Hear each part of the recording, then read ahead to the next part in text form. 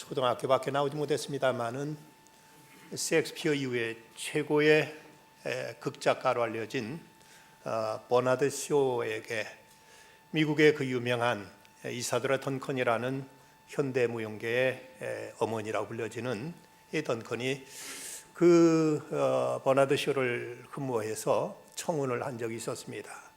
그녀가 청혼할 때 이런 말을 합니다. 우리가 결혼하면 당신의 명석한 두뇌와 내 아름다운 미모를 닮은 우수한 아이가 태어날 것입니다. 그러자 버나드 쇼가 정중하게를 사양하면서 대답한 말이 또 재미있습니다. 잘못하면 나의 형편없는 외모와 당신의 명석하지 못한 머리를 닮은 아이가 태어날까 두렵기 때문에 아무래도 안 되겠습니다 라고 이렇게 대답했다고 합니다. 여기서 이사도라 던컨은 자기의 그 아름다운 미모를 자랑했고, 또 버나드 쇼는 자기의 뛰어난 머리를 그는 이제 과시했던 것을 볼 수 있습니다. 여러분, 사람에게 가장 중요한 게 뭐라고 생각하십니까? 외모라고 생각하십니까? 아니면 명석한 머리라고 생각하십니까? 인간의 가장 중요한 것은 무엇보다 그의 마음이라고 생각됩니다. 여러분, 루키즘이라는 영어의 신조어를 혹시 들어보셨습니까? 한번 화면 좀 보시죠. 뭘 표정, 뭘 본다는 룩이란 말에 주의 사상을 나타내는 이즘 붙였는데, 2000년 8월 칼럼니스트 윌리엄 세피어가 뉴욕타임스에 연재하던 칼럼 On Language를 통해서 알려진 말입니다. 외모가 개인의 우열을 결정하며 인생에 큰 영향을 미친다고 생각하는 가치관이나 사회적 풍토를 포괄적으로 일컫는 외모 지상주의를 뜻하고 있습니다. 루키즘이 만연한 사회일수록 외모를 통해 사람을 판단하는 경향이 있고, 외모를 가꿔야 한다는 사회적 압력도 강하고, 루키즘이 심할수록 개인에 대한 편견이나 차별이 강한데, 한국은 루키즘이 가장 강한 사회로 이렇게 알려져 있습니다. 지난 2015년 조사한 그 한국갤럽이 조사한 바에 따르면은 응답자의 그 86%가 우리 인생의 외모가 중요하다고 대답했는데, 2013년 영국의 시사주간 이코노미스트가 보도한 바에 의하면 인구 대비 성형수술이 가장 많은 나라가 어떤 나라인 것 같아요? 한국이라고 합니다. 1000명당, 인구 1000명당 13.5건의 성형수술을 받았다는 이런 이제 기록이 나와 있습니다.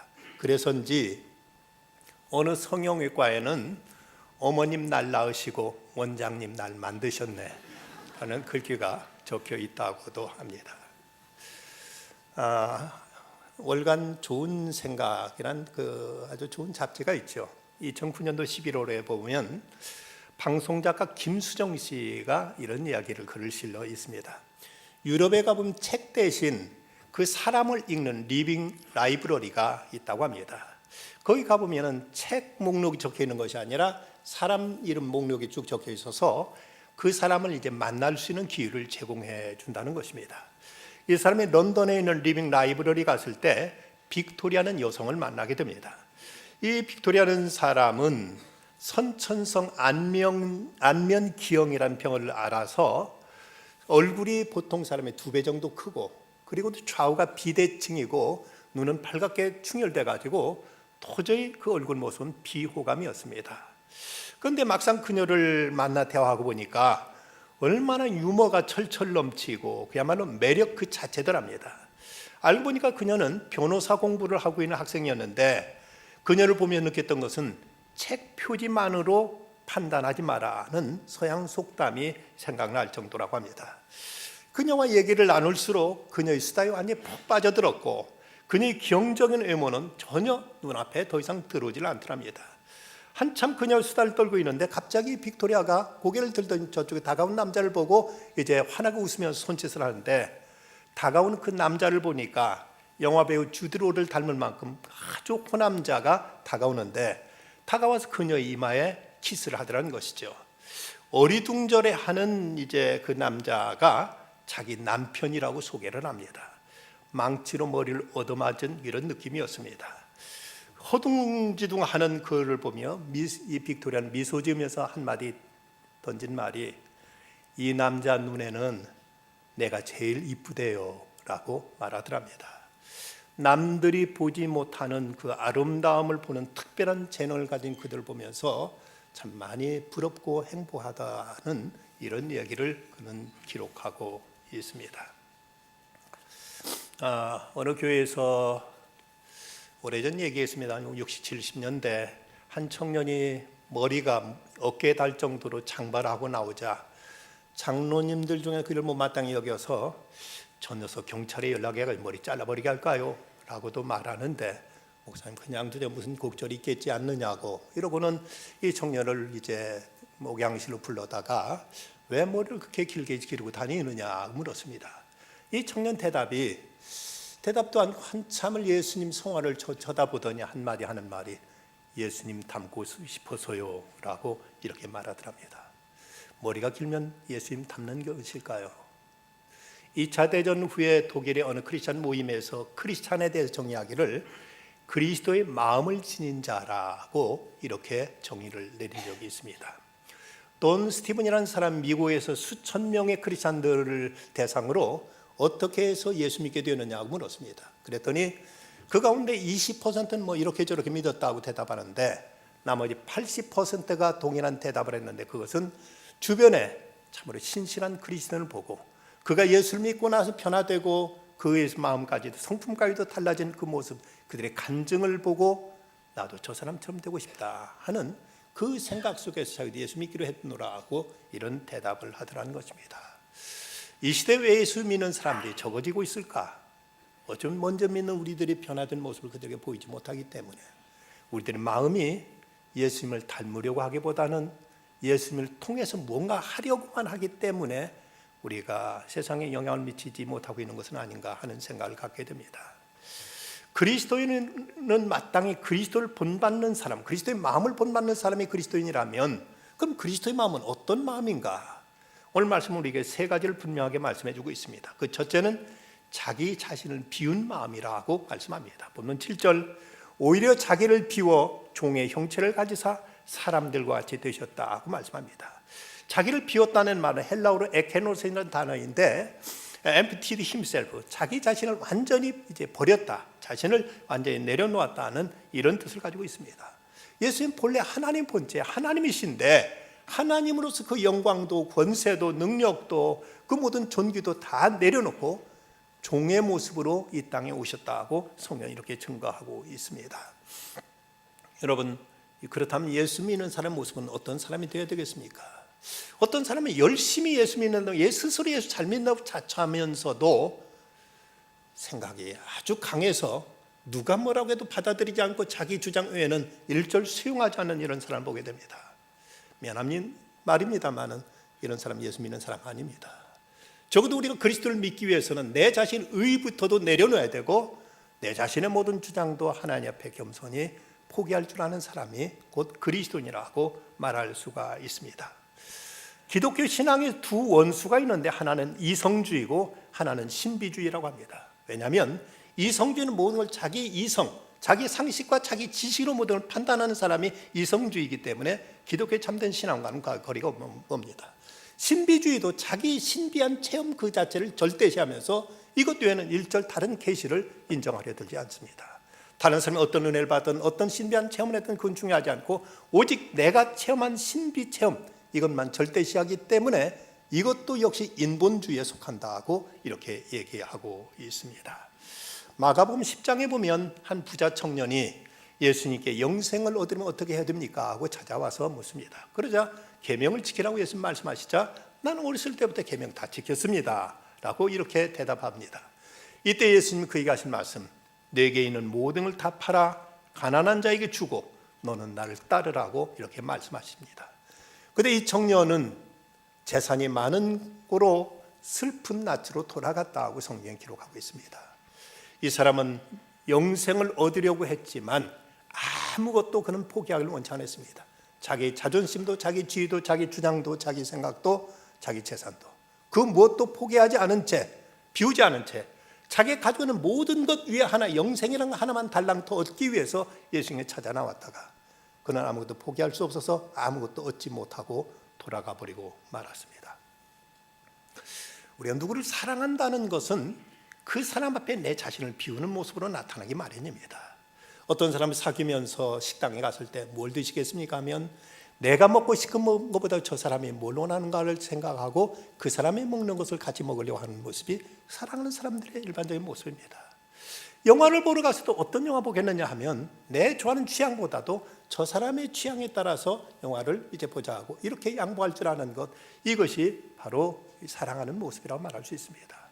그런데 말로는 사랑한다고 하는데 아무것도 저 사람한테 내가 양보하지 않고 포기하지 않는다면 내가 가진 것이 저 사람을 소유하려 할 뿐이지 그것이 저 사람을 향한 사랑일 수는 결코 없다는 사실입니다. 간혹 결혼 주례를 부탁하러 오는 젊은이들에게 제가 종종 하는 얘기 중에 하나는 서로 둘이 하나 되기 위해서는 최소한 한 사람의 50% 이상은 양보할 각오가 돼 있어야 된다. 아무것도 양보하지 않으면 팽팽하게 두 사람으로 존재할 뿐이 결코 한 몸으로 한 사람으로 존재되지 못하는 것이다 말합니다. 이제 서로 사랑한다고 결혼한다고 하면서도 아무것도 양보하려도 들지 않기 때문에 이래서 서로 팽팽하게 부딪히다가 이래서 이제 헤어지거나 서로 상처를 주고받는 일들이 많이 있습니다. 이런 면에서 하덕규 가수의 작사 가시나무라는 노래는 그 가사가 우리에게 시사하는 바가 큽니다. 내 속엔 내가 너무도 많아 당신의 쉴 곳이 없네. 내 속엔 헛된 바람들로 당신의 편할 곳이 없네. 내 속엔 내가 어쩔 수 없는 어둠, 당신의 쉴 자리를 뺏고 내 속엔 내가 이길 수 없는 슬픔 무성한 가시나무 숲 같네. 바람만 불면 그 메마른 가지 서로 부대끼며 울어대고 쉴 곳을 찾아 지쳐 날아온 어린 새들도 가시에 찔려 날아가고 바람만 불면 외롭고 또 괴로워 슬픈 노래를 부르던 날이 많았다는데 내 속엔 내가 너무나 많아 당신의 쉴 곳이 없네. 내 자신으로 가득 채워서 누구도 수용하지 못하는 모습이라면 결코 이런 가운데서 서로에게 위로나 또 안식은 이루어질 수 없을 것입니다. 우리가 예수 믿는다면, 예수를 그리스도를 주로 영접한다면 먼저 그리스도가 내 안에 거할 만큼 내 자신은 빈 곳이 있어야만 됩니다. 사도 바울은 그가 믿기 전에 그토록 자랑하던 자기의 여러 가지 스펙들, 그가 로마 시민권 또 그리고 유대 바리새인이라는 것, 더군다나 왕족이라는 것, 그는 이제 많은 학식과 대단한 그 자질을 가지고 있었는데 예수님을 영접한 순간 이런 것들 얼마나 무가치한 걸 깨닫고 배설물처럼 여겼다고 그는 고백하고 있습니다. 예수님은 겟세마네 동산에서 아버지여 할 수만 있으면 이 잔이 내게서 지나가게 해주시옵소서 하고 부르짖다가 끝내 내 원대로 마옵시고 아버지 원대로 이루어지다 하면서 생명까지도 내려놓으시고 비우시고 십자가를 지셨습니다. 이미 가득 찬 그릇에는 아무것도 담을 수가 없습니다. 그래서 노자 선생님은 이런 유명한 말을 했습니다. 항아리를 쓸모있게 하는 것은 도공이 빚은 흙이 아니라 항아리 안에 빈 공간이다. 아무리 잘 빚어진 그릇일지라도 이 안에 비어있지 않으면 이 그릇으로 쓸 수 없습니다. 우리가 비어있지 않으면 하나님의 어떤 은혜도 담을 수 없다는 사실입니다. 그래서 플라벨이라는 크리스찬 시인은 이렇게 노래하고 있습니다. 하나님의 한 영혼을 채우려 하실 때는 먼저 그것을 비우신다. 하나님의 한 영혼을 부유하게 하시려고 할 때는 먼저 그것을 가난하게 하신다. 하나님의 한 영혼을 높이시려 할 때는 먼저 그것으로 하여금 자신의 비참함과 결핍과 무를 느끼게 하신다. 그에게 의존해서 지혜를 구할 만큼 어리석고 그의 힘으로 덧입어야 할 만큼 연약하고 하나님의 명예에는 아무 명예도 없을 만큼 낮고 그분의 팔 앞에 먼지 속에 있을 만큼 멸시받고 하나님 모든 것이 되실 만큼 아무것도 아닌 자, 얼마나 자신을 비우느냐만큼 하나님의 은혜도 거기에 임하게 된다는 사실을 우리는 잊지 말아야 될 것입니다. 두 번째 예수의 마음은 자신을 낮추신 마음이라고 말씀합니다. 8절 전반절 사람의 모양으로 나타나서 자기를 낮추시고, 이 낮추셨다는 헬라어 에타페노센이라는 단어는 철저한 자기 비하를 뜻하는 말입니다. 종처럼, 노예처럼 자신을 이렇게 낮은 모습으로 세상에 오셨다는 것입니다. 주님은 스스로 자신을 낮추시고 자기는 죄인 취급받으시고 무능해지시고 어리석은 자로 드러나셨습니다. 그래서 예수님은 나는 온유하고 마음이 온유하고 겸손하니 나의 멍에를 메고 내게 배우라 하고 이렇게 말씀하기도 하셨습니다. 하늘 보좌에 앉으셨던 분이 이 낮고 낮은 역사의 시궁창까지 주님께서는 찾아오신 것입니다. 우리가 예수님을 만날 수 있는 길은 바로 겸손에 있습니다. 예수님 높은 데 계시지 않습니다. 예수님이 낮은 곳에 계시다면 우리가 낮은 곳에 계신 주님 계신 곳까지 낮아져야만 그분을 만날 수 있는 것이지, 우리는 계속 높은 것을 추구하면서 예수님을 만나려고 한다면 그 어디에도 예수님을 발견할 수 없을 것입니다. 한 제자가 랍비에게 묻습니다. 세상에 진리란 길가에 있는 조약돌처럼 많다고 하는데 왜 사람들이 그 지혜를 얻지 못할까요? 랍비가 대답하기를 세상의 진리란 조약돌처럼 많지만 사람들이 허리를 굽히려 하지 않기 때문에 진리를 얻지 못하는 것이지. 우리가 좀 더 낮은 자세에 서고 보면은 하나님 주신 엄청난 많은 지혜를 얻을 수가 있을 터인데 우리는 허리를 굽힐 줄 몰라서 그 귀한 지혜를 찾지 못하고 살아갈 때가 너무나 많은 것입니다. 이집트의 테베니스에 있는 한 수도원에 나이 많은 한 노인이 찾아와서 자기를 좀 받아달라고 간청합니다. 그러자 젊은 수도사들은 저 노인이 먹고 잘 데 없으니까 여기 와서 신세저리고 저러는 것 아닌가 하고 못마땅해 생각하면서 어쩔 수 없이 받아들였습니다. 그러나 그 노인 그 뒤로 그곳에 들어와서 묵묵하게 채소밭을 가꾸면서 아주 천한 일까지 도맡아서 일을 열심히 하는 것이었습니다. 3년쯤 지난 어느 날 한 몇 명의 수도사들이 다른 수도원에서 찾아오더니 여기에 혹시 우리 수도원의 원장이 와 계시지 않느냐고 묻습니다. 아니 그런 사람 온 적 없다고 대답했는데, 그런데 밭에서 일하는 사람 보니까 딱 그 바로 자기네 수도원 원장이라는 것입니다. 바로 그 사람들이 당시 존경하던 피누피우스라는 이제 원장이 그곳에 이제 신참으로 들어와서는 그 젊은 사람들의 이제 시달림 받으면서 거기서 묵묵히 일하고 있었던 것입니다. 그곳에 이제 원래 있던 수도원에 왔던 제자들 그 앞에 엎드려서 절을 하자 이 노 수도원 원장은 울면서 하는 말이, 그토록 오랫동안 찾다가 드디어 얻게 된 겸손한 생활을 마귀의 시기 때문에 빼앗겨서 이 낮은 자리에 여생을 보내지 못하게 되었다고 탄식하면서 돌아가게 됩니다. 그가 다시는 그곳을 나가지 못하고 철저하게 감시했지만 어느 날 밤 다시 그곳을 이제 벗어나서 저 멀리 베들레헴까지 가서 그곳에 있는 한 수도원에서 또 역시 거기서 종처럼 일을 하고 있었습니다. 그곳에 찾아갔던 그 이집트의 수도사들이 그를 발견해서 다시 이제 이집트로 데려오게 됩니다. 그는 말하기를 대수도원장의 원장으로서 명령만 내리다가는 결코 겸손을 이룰 수 없음을 절감하고 그가 선택한 해결책은 초보자로 돌아가서 묵묵히 섬기는 것이었는데 이걸 그만 뺏기게 됐다고 그토록 안타까고 아쉬워하더라는 것입니다. 우리가 예수님처럼 자신을 낮출 때, 그럴 때만이 우리는 주님을 배울 수 있고 주님을 닮을 수 있습니다. 우리가 주님의 은총을 입을 수 있는 비결이 오직 겸손에 있습니다. 성경은 말씀하기를 젊은 자들아 이와 같이 장로들에게 순종하고 다 서로 겸손으로 허리를 동이라. 하나님의 교만한 자를 대적하시되 겸손한 자에게 은혜를 주신다 하고 이렇게 말씀하고 있습니다. 앤드류 머레이는 말하기를 겸손은 속죄의 비결이라고 말합니다. 윌리엄 캐리라는 세계 선교사에서 선교의 새로운 장을 열었던 영국의 참으로 위대한 선교사입니다. 그는 원래 영국에서 구두수선공이었었는데 선교단 꿈을 품고 인도로 건너가서 인도 선교를 통해서 세계 선교 18세기를 선교사에서 그레이트 센츄리라고 말할 만큼 위대한 선교의 장을 열었던 분입니다. 그 인도에서 사역하고 있을 때 어느 연회장에서 누가 이 윌리엄 캐리를 보고는 당신은 저 영국에 있는 동안 구두 공장에서 일했다면서요. 약간 그를 이제 무시하면서 이렇게 말했습니다. 그러자 윌리엄 캐리는 더 큰 소리로 한 말이 카카 아닙니다. 구두 공장의 직공이 아니라 헌 신발을 고치는 구두 수선공이었을 뿐입니다. 라고 자신을 더 낮춰서 이렇게 말하더랍니다. 이처럼 겸손하게 일했던 그 윌리엄 캐리, 그를 통해서 18세기는 새로운 선교의 여명을 열 수가 있었습니다. 그는 그 유언에 따라 쓰여진 그 비문에 이렇게 기록되어 있습니다.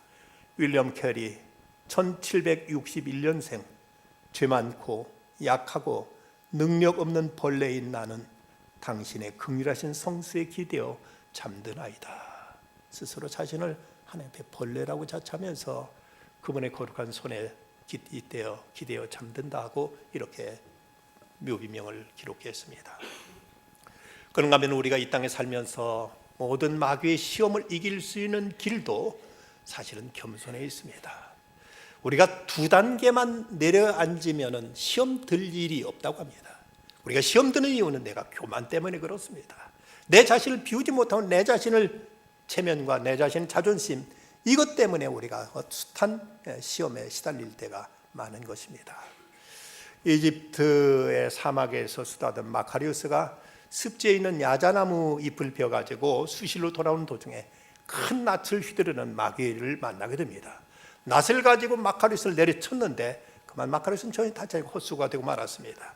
그때 마귀가 하는 말이, 마카리우스야, 내 힘이 대단하구나. 내가 너를 대적에 어떤 것도 할 수가 없는가 보구나. 봐라, 나는 내가 하는 일을 모조리 할 수 있다. 너는 금식한다. 나도 전혀 먹지 않고 산다. 너는 잠을 자지 않고 철야한다. 내게도 잠이란 없단다. 그런데 내가 나보다 나은 것이 단 한 가지 있다 고 말합니다. 마카리스는 그가 무엇이냐 묻자 마귀가 대답한 말이, 그건 내 겸손이다. 그것 때문에 난 도저히 너를 당하지 못하고 아무것도 할 수가 없구나 하고 달아나 버리고 말더랍니다. 겸손한 자 앞에는 마귀도 어찌하지 못한다는 것을 우리는 알아야 됩니다. 태생적으로 교만한 인간들이 어떻게 하면 겸손할 수 있을까? 겸손이 무엇이냐 묻는 수도사에게 한 원로는 이렇게 대답합니다. 자신을 죄인으로 간주하며 다른 모든 사람 밑에 자신을 두는 것이다. 그러자 자신을 모든 사람 밑에 둔다는 건 무슨 의미입니까? 묻자 또 원로는 이렇게 대답합니다. 그것은 다른 사람 죄에 관심을 갖지 않고 끊임없이 하나님께 기도하며 항상 자신의 죄에 대해서 관심을 갖는 것이다. 겸손이란 자신은 울지 않고는 배길 수 없는 존재임을 깨닫고 끊임없이 자신을 책망하고 자신을 개선해 나가는 것, 이럴 때 얻을 수 있는 덕목이라고 말하고 있습니다. 성 어거스틴은 교만은 천사를 사탄으로 만들었고 겸손은 인간을 천사로 만든다고 말했습니다. 또 D.L. 무디는 믿음은 최대의 것을 얻으며 사랑은 최대의 역사를 이룬다. 그러나 겸손은 가장 많은 것을 보존한다고 이렇게 말했습니다. 예수님이 이제 세 번째 마음은 복종하신 마음입니다. 죽기까지 복종하셨으니 그 십자가에 죽으심이라. 이 복종이란 말, 헬라의 후페쿠스라는 이 말은 이것은 단지 우리가 그냥 마음으로 따른다는 정도가 아니라 행동을 의미하는 말입니다. 복종에는 세 가지 단계가 있는, 먼저 순종이란 말은 즐거이 따르는 것이 순종이고, 복종은 이것은 이제 억지로 따르는 말, 납득이 되지 않지만 따르는 것이고, 굴종이야말로 그야말로 자신을 완전히 죽이고 강제적으로 자신을 이제 무릎 꿇려서 따르는 것을 굴종이라고 이렇게 말합니다. 예수님은 어리셨을 때부터 복종하면서 받드셨습니다. 죽음 앞에서 도살장에 끌려가는 양처럼 묵묵히 십자가를 지십니다. 그래서 오늘 이사야서 53장 7절에 있는 말씀, 그가 곤욕을 당하되어 괴로울 때도 그 입을 열지 아니하였으며 마치 도수장으로 끌려가는 어린 양과 털 깎는 앞에 잠잠한 양같이 그 입을 열지 아니하였도다 하고 말씀하고 있습니다. 사람이 어렸을 때부터 부모에게 순종의 덕을 배우지 못하면 살아가는 인생 자체가 힘들게 됩니다. 직장 가서도 상사들과 직원들과 사이가 불편할 수밖에 없고, 그런가 하면 이제 학교 가서도 스승과 여러 사람들과 관계가 어려워질 수밖에 없고, 이런 사람이 심지어 신앙생활조차도 쉽지 않습니다. 내 마음에 맞지 않으면 누구 앞에도 이제 순종할지 모르는 그 마음 때문에 신앙생활조차도 제대로 해나가기 어렵습니다. 어떤 자식이 부모가 야단치니까 부모 말에 자꾸 이제 말대꾸를 합니다. 그러자 부모님이 야단치기를, 부모 앞에 어찌 그렇게 꼬박꼬박 말대꾸 하느냐 하고 야단치니까 이 녀석이 대답하는 말이, 말대꾸가 아니고 이치가 그렇지 않습니까? 라고 이렇게 말하더랍니다. 부모에게 이치 따져가면서 어떻게 부모한테 순종할 수가 있겠습니까? 어른에게 원리 원칙 따져가면서 어떻게 어른 앞에서 우리는 겸손해질 수가 있겠습니까? 이집트 스케티 사막에 사는 4명의 수도사가 원로인 판보를 방문합니다. 그러면 그들이 서로의 덕을 칭찬하자 첫 번째 수도사는 금식을 많이 했고, 두 번째 수도사는 가진 것이 아무것도 없을 만큼 청빈한 생활을 했고, 세 번째 수도는 사랑이 많아서 베풀기를 잘했습니다. 근데 네 번째 사람은 22년 동안 한 원로를 끔찍하게 받들며 순종하고 살았습니다. 자, 그 말을 듣고 있던 그 원로인 판보가 이렇게 말했다고 합니다. 그대들 중에 마지막 사람이 더 큰 덕을 가지고 있대. 다른 사람들은 각기 자신이 원하는 덕을 획득했지만 이 마지막 사람은 자신의 뜻을 억제하고 다른 사람의 뜻대로 행했네. 이런 사람들이 끝까지 인내한다면 순교의 영광을 얻을 수 있을 걸세 라고 말했다는 거죠. 다른 덕은 다 자기가 생각했던 그 덕을 그대로 지키고 있지만, 네 번째 순종의 덕을 지켰던 사람은 자기 원칙도 자기 주장도 다 내려놓고 스승이 하는 말에 그대로 전적으로 순종했기에 그 덕이 가장 훌륭하더라고 이제 판보라는 원로 수도사는 말했습니다. 우리 주님은 죽기까지 복종하셨더니 하나님께서 예수님을 만왕의 왕으로 높이시고 모든 무릎을 그분 앞에 꿇게 하셨습니다. 이걸 신학적으로 주되심, 로드십이라고 말합니다. 누가 높아지는가? 자신을 낮추고 복종하는 사람, 이런 사람이 하나님 앞에는 이제 참으로 큰 사람이 될 수가 있습니다. 그런데 목회 상담학자인 윌리엄 크리스웰은 이런 말을 합니다. 가장 잘 엎드리는 자가 가장 잘 설 수 있다. 가장 오래 엎드리는 자가 가장 오래 설 수 있다. 가장 낮게 엎드리는 자가 가장 높게 설 수 있다. 왜 우리가 신앙생활하면서도 그저 믿음의 기쁨을 모르고 때로는 피곤하고 짜증스럽고 불평과 불만이 많아지는가? 예수님처럼 자신을 비우지 못했기 때문이요, 주님처럼 낮아지지 않았기 때문이요, 하나님 말씀에 순종하지 못하고 있기 때문에 그러한 줄 압니다. 우리가 주님의 마음을 닮아갈 때 하나님께서 우리에게 귀한 것을 채워주시고 우리를 진정 높여주십니다. 어느 간호사가 이런 글을 썼습니다. 오늘 일찍 병원에 출근했더니 병원 문 앞에 한 모녀가 딸은 25쯤 돼 보이는 처녀와 그 머리가 희끗희끗한 어머니가 서로 손을 꼭 잡고 병원 문 열기를 기다리면서 서로 다정하게 얘기하고 있는 모습이 보였습니다. 병원 문이 열리고 이제 진료실에 들어왔던 두 모녀가 원장 선생님 앞에서 이렇게 얘기를 합니다. 어머니가 하는 말이, 얘가 제 딸의 아이예요.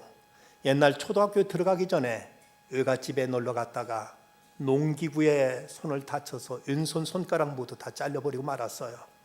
다행히 4개의 손가락은 다 접합수술에 성공했지만 4번째 손가락은 그러질 못했어요. 다음 달에 우리 딸이 시집가게 됐어요. 사위들 여성은 괜찮다고 하지만 그래도 어디 그런가요? 이 못난 애미 보잘것없고 어린 마음에 상처를 많이 줬지만 그래도 결혼 반지 끼울 손가락 주고 싶은 게 이 못난 애미 바람이에요. 그래서 말인데 늙고 못생긴 손이지만 제 손가락으로 접합 수술을 할 수 있는가요? 라고 원장 선생님이 이렇게 말하더랍니다. 그 순간 딸도 그 원장 선생님도 아무 말을 할 수 없었습니다. 원장 선생님은 흐르는 눈물을 닦을 생각도 못한 채 그러며 가능하지요. 예쁘게 내 수술해 주겠습니다. 라고 대답했습니다. 그 말을 들은 모녀도 그 간호사도 원장도 함께 눈물을 흘렸다고 합니다. 여러분, 결혼한 딸 결혼식장에서 결혼 반지 끼워줄 수 있는 넷째 손가락이 없는 게 그토록 안타까워서 내 손가락 잘라서 붙여달라고 하는 어머니의 그 마음을 주신 하나님 마음은 어떤 마음이실까요? 그런데 그런 얘기를 들으면 우리가 그 어머니의 사랑에 감동하지만 예수님께서는 당신의 생명을 우리를 위해서 희생하신 것에 얼마나 감격해 보셨습니까? 예수님이 우리를 받아주셨다는 것 자체가, 우리가 이렇게 하나님 앞에 나와서 예배드릴 수 있다는 것 자체가 우리가 그럴 만한 자격, 그럴 만한 어떤 조건이 갖춰져서 우리가 하나님 앞에 나왔다고 생각되십니까? 모든 건 철저하게 예수님이 당신을 비우신 것 때문에 우리는 받아들여질 수가 있게 되었다는 사실입니다. 그 일로 인해서 우리가 얼마만큼 감사했고 얼마만큼 우리가 이를 소중하게 은혜로 여겼는지, 주님께 하늘 높은 곳에 그대로 계셨고 당신 자신을 버리지 않으셨다면 우리는 결국 하나님 앞에 받아들여질 수 없었던 존재들이었습니다. F.B. 마이어 목사님이 이런 말을 합니다. 나는 하나님의 은혜의 선물은 높은 선반 위에 있어서 우리 키가 클수록 더 많은 선물을 받을 수 있는 것으로 알았다. 하지만 하나님께 우리를 위해 준비하신 은혜의 선물은 아래로 내려갈수록 많이 쌓여 있기에 선물을 받으려면 높아질 것이 아니라 허리를 굽히고 무릎을 꿇고 낮은 곳으로 내려가야만 한다. 그래야만 주님이 주시는 그 은혜의 선물들을 받을 수 있다. 물은 낮은 곳에 고이듯이 하나님의 은혜도 낮은 곳에 있음을 우리 잊지 말아야 됩니다. 설경욱 복음성가 가수의 아버지의 마음 있는 곳에라는 노래의 가사는 이렇게 되어 있습니다. 아버지, 당신의 마음이 있는 곳에 나의 마음이 있기를 원해요. 아버지, 당신의 눈물이 고인 곳에 나의 눈물이 고이기를 원해요. 아버지, 당신이 바라보는 영혼에게 나의 두 눈이 향하길 원해요. 아버지, 당신이 울고 있는 어두운 땅에 나의 두 발이 향하길 원해요. 나의 마음이 아버지의 마음 알아 내 모든 뜻 아버지의 뜻이 될 수 있기를, 나의 온몸이 아버지의 마음 알아 내 모든 삶 당신의 삶 되기를. 성 어거스틴은 말하기를 우리가 하나님을 섬긴다고 해서 하나님이 더 위대해지는 것은 아니다. 하지만 우리가 그분을 섬기면 우리가 오히려 위대해진다고 이렇게 말했습니다. 너희 안에 이 마음을 품으라. 곧 그리스도 예수의 마음이니.